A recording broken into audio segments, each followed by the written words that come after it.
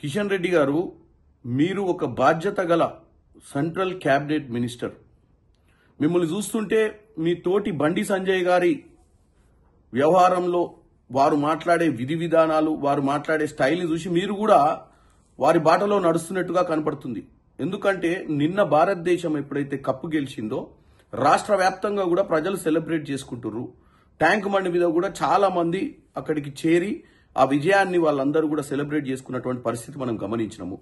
ఒక్క దిల్సుఖ్ నగర్ ప్రాంతంలో law and order ని కంట్రోల్ చేయడానికి తీసుకున్నటువంటి పోలీస్ చర్యలను తప్పుపడుతూ రాష్ట్ర ప్రభుత్వానికి క్రికెట్ గెలవడం మీద ఇంట్రెస్ట్ లేదని ఏదైనా దుష్ప్రచారం చేస్తున్నారో దాన్ని పట్టి చూస్తే మీరు ఒక బాధ్యత గల వ్యక్తిగా ఉండి కూడా కాంగ్రెస్ పార్టీపై దుష్ప్రచారం చేయడంలో భాగస్వామ్యం తీసుకోవడాన్ని తప్పుపడుతున్నాను.